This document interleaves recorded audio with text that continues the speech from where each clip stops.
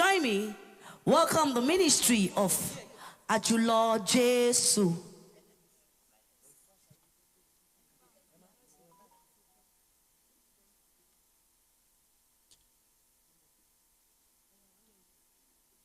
Are we ready for him? We need to be ready for him, please. His keyboard. What key are you on? Thank you, Jesus. Join me, welcome the ministry of AjuloJesu. Wherever you hear the sound of my can you shout hallelujah? A quick one, can you help me celebrate my mama? I am so honored, ma. Thank you so much. Thank you for the honor. Thank you. Hallelujah.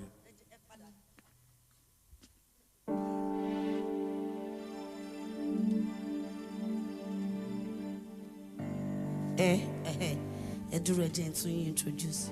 Join me, welcome my brother, international, global. You know him as a lover of Christ. You know his song. You know that song. I love that song. Adoration solo agbaye. Abonko.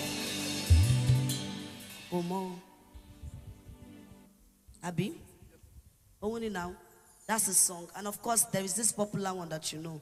Obaton Shore Funni Lai Wope. Yes, that's what I want.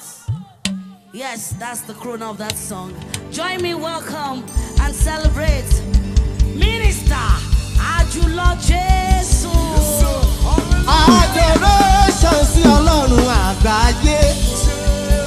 Ìwọ ló ṣohun gbogbo láìṣe kọ́ sí. Aláàánú mi ní gbogbo ìgbà. Kábíyèsí o, ẹ máa kú iṣẹ́. Adoration sí Ọlọ́run àgbáyé. Ìwọ ló ṣohun gbogbo láìṣe kọ́ sí.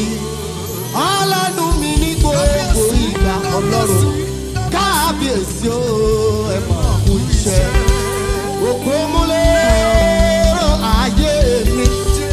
Abánimúlẹ̀ màmá dání.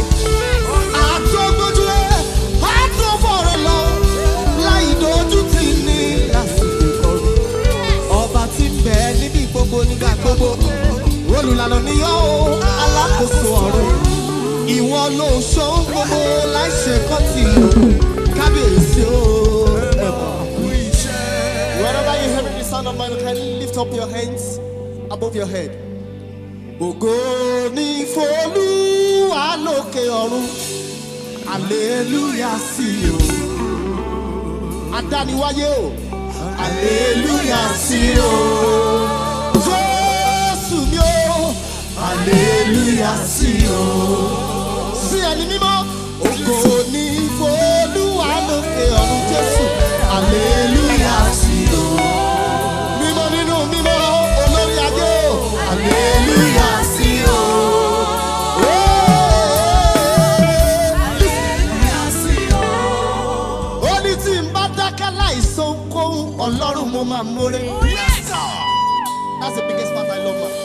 Ó ní bọ́mí bá ń dà lójú mi. Láì dákẹ́ mo fi ń san oore lẹ́ni.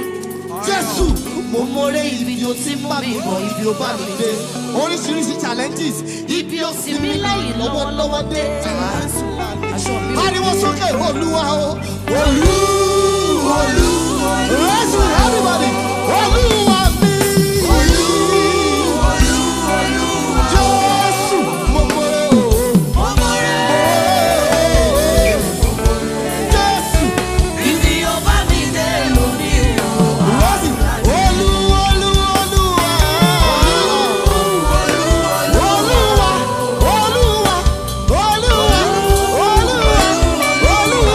Daddy mi mo mórè.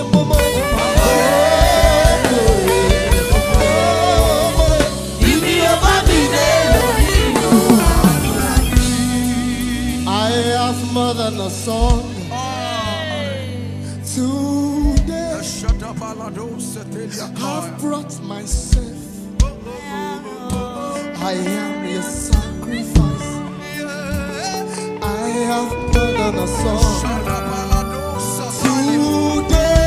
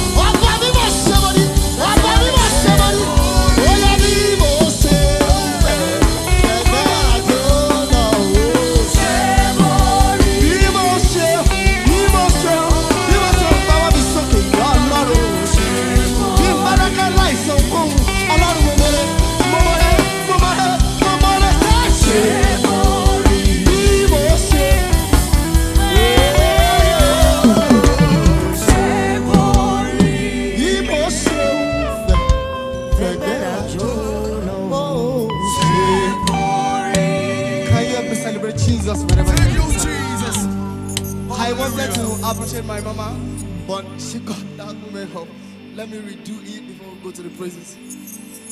Can you help me celebrate? Please. You know I love that song. Adoration sọ́lọ́run àgbáyé. Ìwọ ló ṣohun gbogbo láṣẹ kankan sí. Ọlọ́run aláàánú mi ní gbogbo ìgbà. Olórí ayé o. Kábíyèsí o. Adoration sọ́lọ́run àgbáyé. Ìwọ ló ṣohun gbogbo. Ìwọ ló ṣohun gbogbo láṣẹ kankan sí. Aláàánú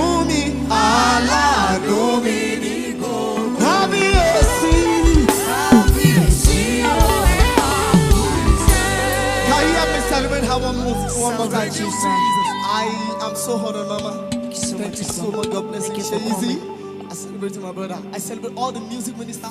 My own handsome friend, Minister Olamileko. God bless you, sir. Everybody, I celebrate you. Are you ready? Ready. Yes, okay. Glory to Jesus. Hallelujah. Ijó ọpẹ́ ẹ̀dá, ijó ẹ̀dá. What's the animal? Increase the tempo, please. Raise up. Are you ready? We are ready. So be ready. Oh, yeah, need it to power. I love how you love me, Lord. Everybody. I love how you come by name.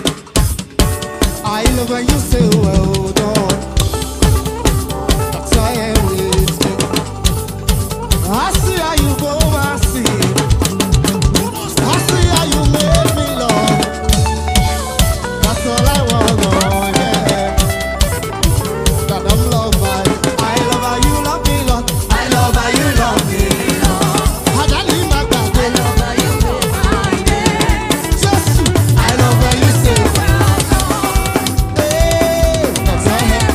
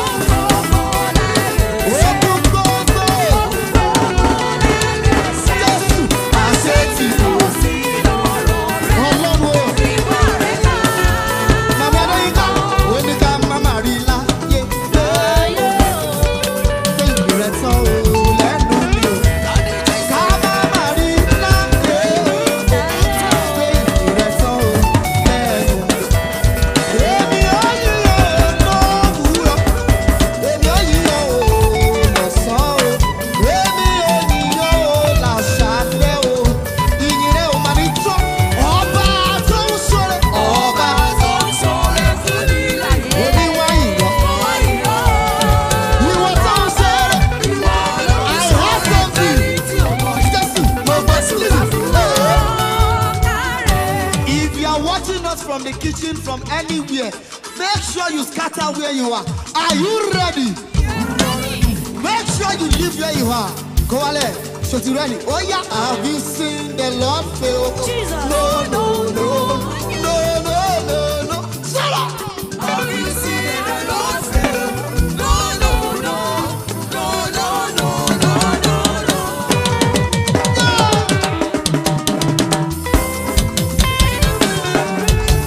Roddy, have you seen the Lord fail?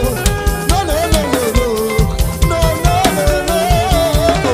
Have you seen the Lord fail? Yeah. No, no, no, no, no, no, no. Roddy, have you seen the Lord fail? No, no, no, no, no, no, no, no, no, no, no. Have you seen the Lord fail? No, no, no, no, no, no, no, no. Roddy, have you seen the Lord fail? No, no, no, no, no, no, no, no. Have you seen the Lord fail? No, no, no, no, no, no, no. Níbi ọba mi dó lómi o, àánú la. Mama, Olú, Ọlọ́run Adéyínká. Jésù, mo mọ̀ ẹ́. Ọlọ́run, Níbi ọba mi dé lónìí o. Olúwa, Ọlọ́run o. Jésù, Níbi ọba mi dé ìyàwó yọ sókè. Ó yá, ohun tí mo lè sọ sọ́ni sí bẹ́ẹ̀.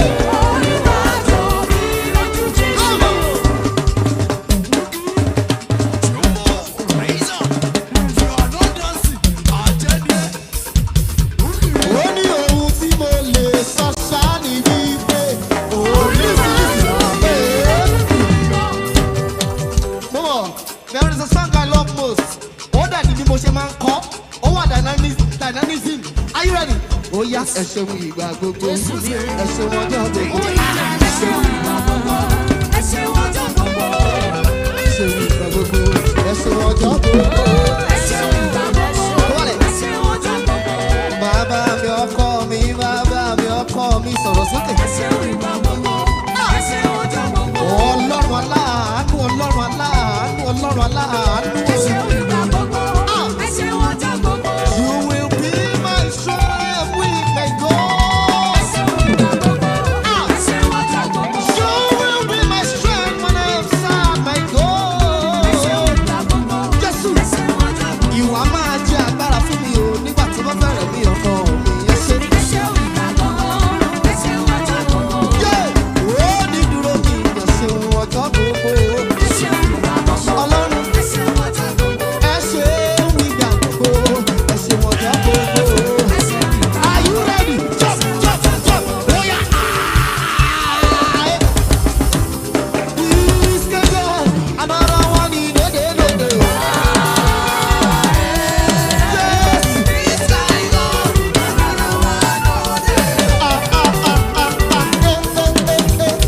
This can go. Another one in the day. Oh yeah, this can go. Another one in the day.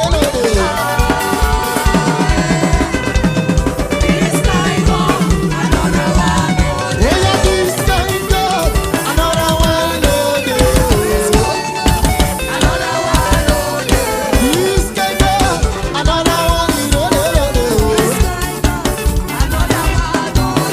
This can go. Another one in the day. I said this can go. Another one in the day. You are one year something. Oh yeah, you are lifted up above. My God, you are lifted up. Jehovah, you are lifted up. Daddy, you are lifted up. Jesus, you are lifted. Ọlọ́run, you are lifted up. My God, you are lifted. You are lifted. You are lifted up above us. You are lifted up above us. Mama ishe tori mo dara. Àbí torí mo mọ àdú. Raise it, everybody. I know.